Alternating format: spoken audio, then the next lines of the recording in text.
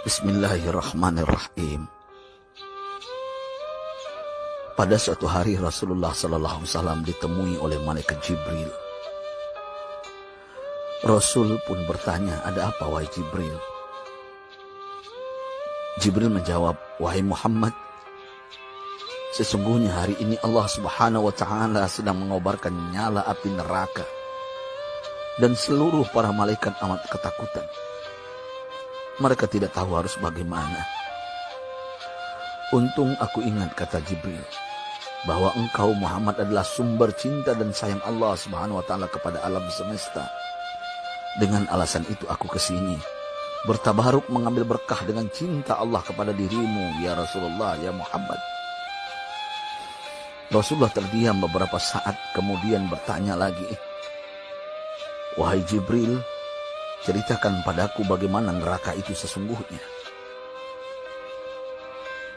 Jibril menjawab, "Wahai Muhammad,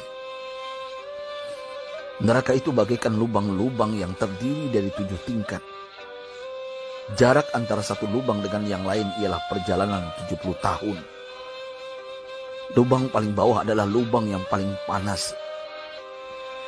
Nabi SAW meneruskan pertanyaannya, "Lalu siapakah penghuni lubang-lubang neraka itu, wahai Jibril? Sampaikan kepadaku, Jibril." Jibril menjawab, "Lubang yang paling bawah diciptakan untuk orang-orang munafik.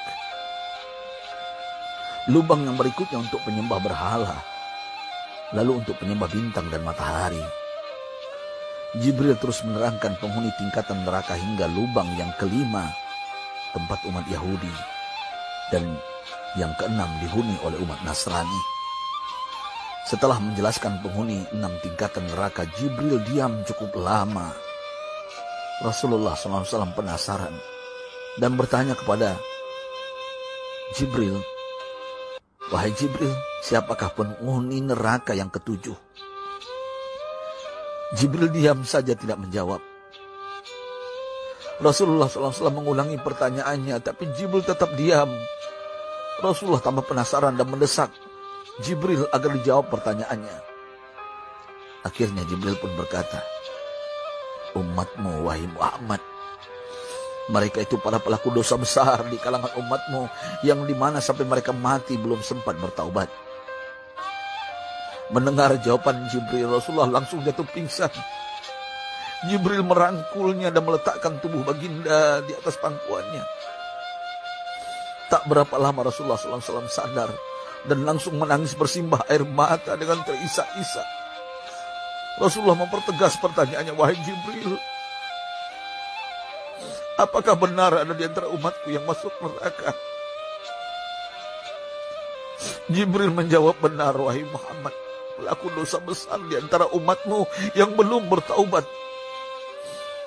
Setelah itu Rasulullah menghadap kiblat dan sujud kepada Allah dalam isak tangisnya.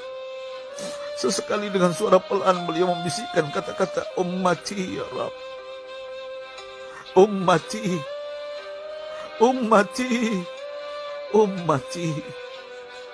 Beliau SAW tidak mengangkat kepalanya dalam keadaan seperti itu selama 3 hari 3 malam, kecuali setiap Bilal bin Rabah mengumandangkan azan. Barulah beliau bangkit untuk menjadi imam, dan setelah itu kembali sujud lagi.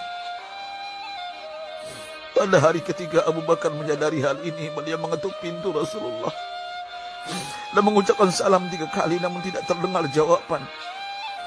Abu Bakar sedih dan berseru di hadapan pintu Nabi besar Muhammad SAW, "Apakah ada jalan untuk masuk ke rumahmu ya Rasulullah?" Tetap tidak ada jawaban. Di jalan Abu Bakar bertemu sahabat Umar. "Mengapa engkau menangis, wahai Abu Bakar?" kata Umar. Abu Bakar menceritakan keadaan Rasulullah SAW.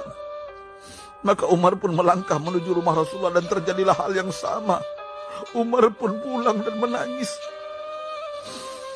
Di jalan Umar bertemu sahabat Salman Al-Farisi. Dengan terisak Umar bercerita kepada Salman hingga membuat dia amat sedih, namun tidak berani mengulangi hal yang sama.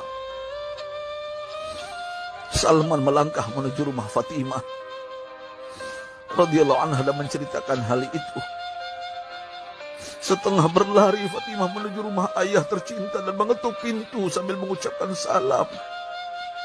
Mendengar suara lembut putri tercinta, sejuklah dada Rasulullah. Beliau bangkit dari sujud dan membuka pintu. Alangkah terkejutnya Fatimah melihat Rasulullah, ayah tercinta, amat kurus dan pucat.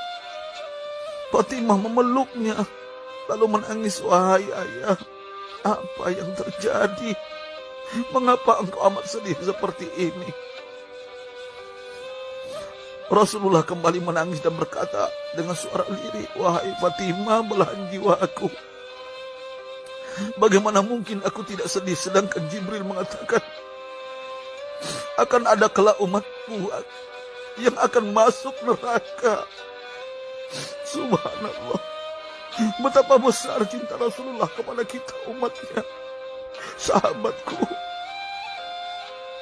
Rasulullah mencintai kita. Antaman ma'aman ahbabta, engkau akan berkumpul dengan orang yang kau cintai. Mari kita mencintai baginda Nabi besar Muhammad SAW yang mencintai kita, umat yang tidak rela kita masuk neraka. Mari kita mencintai beliau dengan berselawat. Sahabatku, sampaikan, Rasul mengajarkan kepada kita, man dalla ala khairin falau mislu ajri fa'ili. Siapa yang menunjukkan kepada kebaikan, maka dia akan mendapatkan pahala seperti orang yang mengerjakannya. Mudah-mudahan ini menjadi pahala jariah bagi kita.